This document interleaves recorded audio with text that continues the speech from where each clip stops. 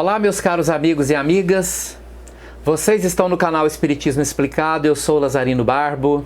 Antes de começar o nosso vídeo de hoje, vou te pedir que ajude o nosso canal a crescer. Inscreva-se no nosso canal, compartilhe com os amigos. Ative o sininho das notificações para que você possa ser avisado dos novos vídeos. E deixe aí o seu like, é muito importante o seu like para o crescimento do nosso canal. Quanto mais likes tivermos, mais o YouTube dará visibilidade ao nosso canal. É assim que funciona. Mas hoje nós vamos dar continuidade ao estudo da mediunidade. O tema de hoje é como potencializar a nossa mediunidade. Mas para entendermos isso, eu quero contar para vocês duas histórias. Uma delas está escrita no livro Nos Domínios da Mediunidade, de André Luiz. No capítulo 3, quando eles tratam da equipagem mediúnica, que na realidade é uma análise das pessoas que compõem aquele grupo mediúnico que estava sendo estudado por André Luiz naquele momento ali lá no plano espiritual. E aqui eles analisam a história de vida de uma das médiuns, a Celina. Então o assistente espiritual nos apresenta essa trabalhadora de nome Celina. E ele diz o seguinte: devotada companheira de nosso ministério espiritual. Lembrando que Celina é uma médium encarnada e esta análise está sendo feita por André Luiz junto ao grupo de trabalho lá do plano espiritual. Eles estão vendo a Celina lá do mundo espiritual. Então eles têm uma ficha da Celina onde tem todos os dados da vida dela, né? Então ele continua aqui. Já atravessou meio século de existência física, conquistando significativas vitórias em suas batalhas morais. Viúva há quase 20 anos, dedicou-se aos filhos com admirável denodo, varando estradas espinhosas e dias escuros de renúncia. Suportou heroicamente o assédio de compactas legiões de ignorância e miséria que lhe rodeavam o esposo, com quem se consorciara em tarefa de sacrifício. Conheceu de perto a perseguição de gênios infernais a que não se rendeu, e lutando por muitos anos para atender de modo irrepreensível às obrigações que o mundo lhe assinalava, acrisolou as faculdades medianímicas, aperfeiçoando-as nas chamas do sofrimento moral. Como se aprimoram as peças de ferro sob a ação do fogo e da bigorna. Ela não é simples instrumento de fenômenos psíquicos, é abnegada servidora na construção de valores do espírito. Diligente e humilde, encontrou na plantação do amor fraterno a sua maior alegria, e repartindo o tempo entre as obrigações e os estudos edificantes, transformou-se num acumulador espiritual de energias benéficas, assimilando elevadas correntes mentais, com o que se faz menos acessível às forças da sombra. Celina, nesse grupo mediúnico, pela visão de quem estava olhando lá do plano espiritual, era considerada a médium de melhor teor vibratório, aquela que se encaixava melhor nos padrões mentais exigidos para aquele trabalho. Porque ela passou por experiências de grande sofrimento, ela era casada com um homem extremamente problemático, ela passou pela experiência desse casamento, ficou viúva, né, com em torno de 30 anos de idade, haja visto que agora ela tem aqui um pouco mais de 50, e dedicou seus filhos, passou por todas as tentações, todas as dificuldades da vida, mas não se rendeu. Esta é a visão que temos dela, né? E ao mesmo tempo em que sofria, que passava pelas tentações, além dela não ter abandonado a mediunidade, ela se tornou uma pessoa melhor. Ela adquiriu com o seu procedimento, com o seu trabalho permanente, valores espirituais que a levavam a ter sintonia com os espíritos trabalhadores mais elevados daquela casa. Porque os espíritos veem em nós os nossos valores. E não são os valores externos, são os valores internos. Mas vamos analisar o que acontece com a mediunidade da Celina.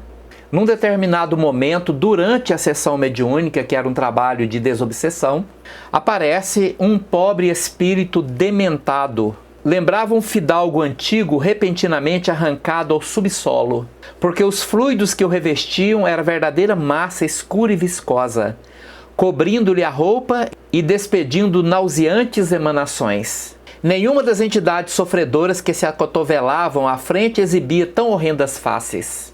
Aqui e ali, nos variados semblantes, a se comprimirem no lugar reservado a irmãos menos felizes, as máscaras de sofrimento eram suavizadas por sinais inequívocos de arrependimento, fé, humildade e esperança. Mas naquele rosto patibular, parecendo emergir de um lençol de lama, aliava-se a frieza, malignidade, a astúcia e o endurecimento. Ante a expressão com que surgia de inopino, os próprios espíritos perturbados recuaram receiosos. Na mão, o estranho recém-chegado trazia um chicote que tentava estalar, ao mesmo tempo que proferia estrepitosas exclamações. E o orientador esclareceu: foi um fazendeiro desumano. Desencarnou nos últimos dias do século XVIII, mas ainda conserva a mente estagnada na concha do próprio egoísmo. Nada percebe, por enquanto, senão os quadros interiores criados por ele mesmo, constando de escravos, dinheiro e lucros da antiga propriedade rural em que enterrou o pensamento, convertendo-se hoje em vampiro inconsciente de almas reencarnadas, que lhe foram queridas no Brasil colônia. Com todo o respeito que devemos à fraternidade, podemos dizer que ele nada mais fora do que desapiedado algoz dos infortunados cativos que lhe caíam sob o guante de ferro. Detentor de vastíssimo latifúndio, possuía consigo larga legião de servidores que lhe conheceram de perto a tirania e a perversidade. Então, nós temos aqui duas figuras: a melhor médium, a mais elevada, a de melhor condição mental, uma senhora de mais de 50 anos de idade, provavelmente externamente frágil, e temos aqui o espírito em pior condição naquela sessão mediúnica daquele dia. E pasmem o que aconteceu. Enquanto se nos alongava o entendimento, o infeliz foi situado junto de Dona Celina. A medida impressionou-me desfavoravelmente, disse André Luiz. Logo, Dona Celina, o melhor instrumento da casa, é quem deveria acolher o indesejável comunicante? Reparei-lhe a luminosa auréola, contrastando com a vestimenta pestilencial do forasteiro, e deixei-me avassalar por incoercível temor, disse André Luiz. Semelhante providência não seria o mesmo que entregar uma harpa delicada às patas de uma fera?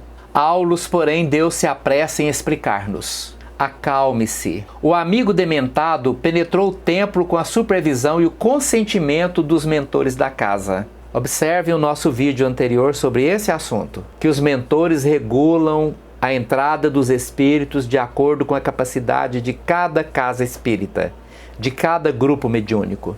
Quanto aos fluidos de natureza deletéria, não precisamos temê-los. Recuam instintivamente ante a luz espiritual que os fustiga ou desintegra.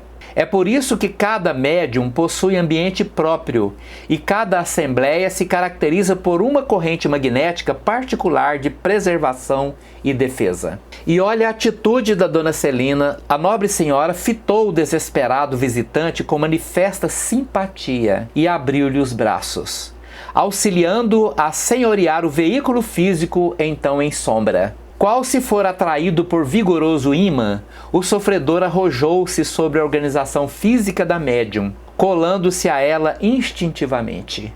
Auxiliado pelo guardião que o trazia, sentou-se com dificuldade, afigurando-se-me intensamente ligado ao cérebro mediúnico. Dona Celina surgia aos nossos olhos por abnegada mãezinha, tal a devoção afetiva para com o hóspede infortunado. Dela partiam fios brilhantes a envolvê-lo inteiramente, e o recém-chegado, em vista disso, não obstante senhor de si, demonstrava-se criteriosamente controlado. Assemelhava-se a um peixe em furiosa reação entre os estreitos limites de um recipiente que em vão procurava dilacerar. Projetava de si estiletes de treva que se fundiam na luz com que Dona Celina, alma, o rodeava dedicada. Tentava gritar impropérios, mas em vão. A médium era apenas um instrumento passível no exterior. Entretanto, nas profundezas do ser, mostrava as qualidades morais positivas que lhe eram conquista inalienável, impedindo aquele irmão de qualquer manifestação menos digna. Eu sou José Maria, clamava o visitante, irritadíssimo, enfileirando outros nomes com evidente intuito de lançar importância sobre a sua origem. Amontoava reclamações, deitava reprimendas e revoltava-se exasperado. Contudo, percebi que não usava palavras semelhantes às que proferia junto de nós. Observa.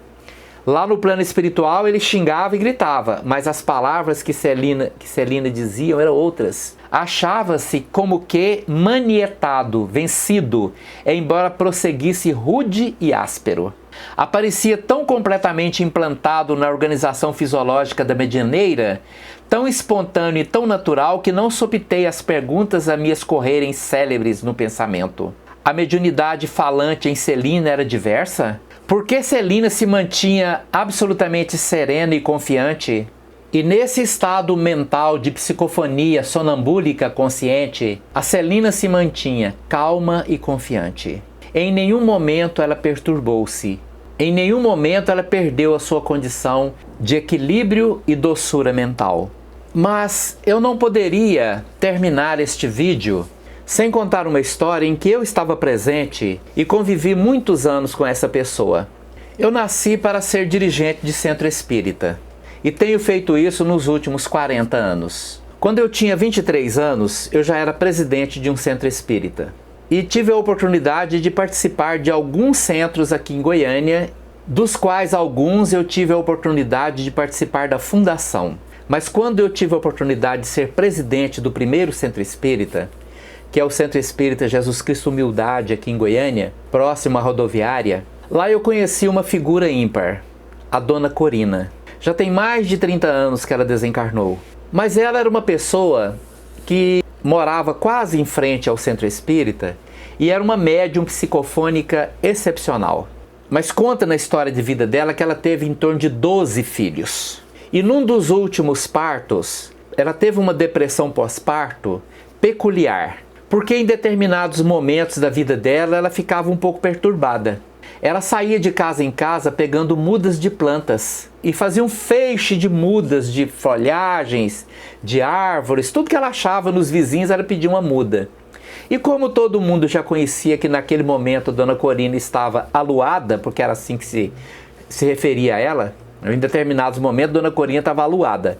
Então eles davam mudas para ela, pegavam um galinho de uma planta, dava para ela, outros pegavam outra, e ela fazia aquele feixe de mudas e saía andando pela rua. 2, 3 dias depois ela já voltava ao normal e voltava ao seu trabalho mediúnico normal. E ela participava deste grupo mediúnico que eu era o dirigente. E naquele tempo ela participava de todas as atividades, nós fazíamos uma quantidade enorme de sopa, que era distribuída numa região muito pobre de Goiânia, isto, pensa, 40 anos atrás. E um belo dia, nós realizando um trabalho de desobsessão numa situação muito complicada, que era uma situação de uma menina profundamente obsediada, com 14 anos de idade, que a família teve que arrancar todos os dentes dela, porque ela comia as pontas dos dedos, ela não sentia dor, era um processo possessivo gravíssimo. E num trabalho de desobsessão relacionado a esta menina, entra um espírito assim que era aterrorizante. É um perseguidor terrível, um ódio terrível, um desejo de matá-la horrível. E quando ele entrou no trabalho, ele teve um choque terrível e ficou paralisado. E naquele choque terrível, ele relatou o seguinte: é aquela ali, é aquela mulher, ela tá rezando para mim, ela tá me colocando no colo dela, eu não quero isso. E adivinha quem era a figura? Dona Corina. Dona Corina era amor e compaixão o tempo inteiro. Apesar do problema que ela carregou até a sua morte, tanto é que ela morreu atropelada, atravessando uma avenida, tinha um karma de sofrimento, mas o que ela fez com o seu limão? Ela fez uma limonada. Ela tornou-se uma pessoa boa. Então, potencializar mediunidade é isto, é tornar-se uma pessoa boa, independente de como a vida se apresenta, sem desculpas, sem querer desculpar que não consegue por essa ou aquela razão. Nós temos aqui a Celina e temos a história da Dona Corina. Porque a força da mediunidade não está nos aspectos externos. O próprio Chico falava isso, né? O maior médium que nós conhecemos foi Francisco Cândido Xavier. E olha o que aconteceu com ele. Eles que usavam uma peruca na cabeça porque a humanidade não merecia que se visse uma coisa tão feia. Mas dentro desta aparente feiura externa, estava ali a beleza interna, da ternura, da bondade, da compaixão, sem escolher ninguém, sem diminuir ninguém, sem preconceitos. sem nenhuma ação que pudesse desvirtuar, diminuir a presença de ninguém. A todos abraçava com ternura e compaixão. Deixava o seu coração se elevar em bondade para as pessoas. Então, assim é a Celina, assim é a Dona Corina. Que Jesus a tenha. Um dia quero estar com ela. Logo que deixar esse corpo físico, eu quero merecer encontrar com a Dona Corina, porque eu sinto muita saudade dela. Então nós precisamos nos inspirar nessas pessoas, para nos tornarmos aquele médium capaz de ajudar os espíritos mais sofredores. Porque só é possível ajudar quem sofre mais. É quem tem mais. Quem tem pouco não tem como ajudar quem nada tem. Então nós precisamos ter muito, sermos ricos de bondade, ricos de ternura, ricos de compaixão. Porque isto é que nos aproxima das nossas melhores capacidades em termos de mediunidade. Que Jesus nos abençoe e nos proteja sempre. Médiuns que somos, em busca de nos tornarmos melhores. Muito obrigado pela sua atenção. Se você gostou do nosso vídeo, deixe aí o seu like, inscreva-se no nosso canal e compartilhe com os amigos. Muito obrigado.